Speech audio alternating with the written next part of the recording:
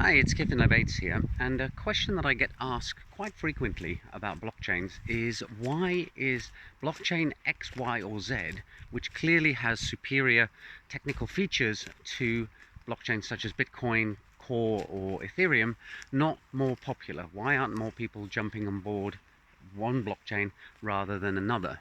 And I think there are a number of levels that you can answer this on. The most obvious one is that a common mistake that technologists make is the belief that a superior solution will somehow win out over less superior solutions.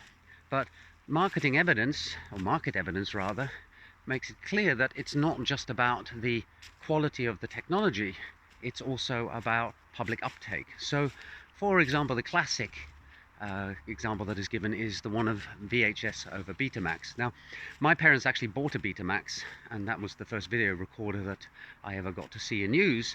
And we ended up switching to VHS, even though Betamax was a lot better, because that's the thing that the public went with. Why they went with that, I'm not entirely clear. Maybe VHS had a better advertising strategy, or maybe they had tie-ins with video rental places or stuff like that. But for whatever reason, a technologically inferior solution won out over a superior one.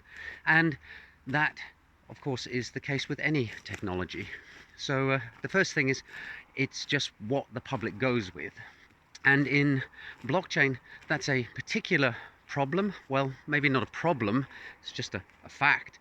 Namely that blockchains are all about building a community. You can have the world's greatest blockchain in the world, but if you're the only person who is producing blocks for it, then it doesn't really achieve very much. So this means that earlier blockchains are going to have an advantage over later ones.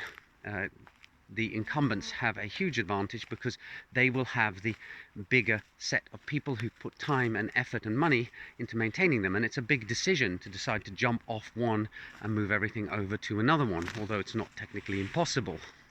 So Bitcoin Core and Ethereum are going to have a long-lasting advantage over other blockchain systems, regardless of how good they are. However, we do occasionally see new blockchain systems pop up, and those get some traction for whatever reason. For example, I noticed that Chia seems to still be going strong.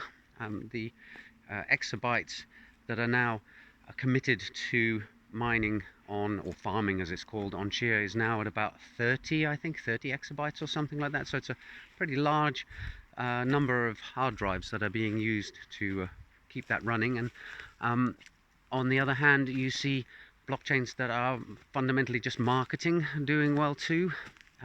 So it's not a guarantee that your technically superior blockchain will win out just because you have better features. That's not the way that markets work, and blockchain uptake is a kind of a market. So there are a whole swathe of things that you need to consider when you're looking at whether a blockchain is going to be successful or not. And actually, sadly enough, being the best technical solution, or the most environmentally friendly, or the one with the most transactions, or the one that is hardest to game or subvert, is not going to be a guarantee that you're going to do well. I think the number one indicator is being first in a particular niche. That if you advertise the fact and you get there ahead of everybody else, then you've got a good running start compared to other competitors. Anyway, so that's a brief and sort of top level answer to why some blockchains do well and other blockchains do not. I hope you found that interesting, and I'll see you in the next video soon. Bye for now.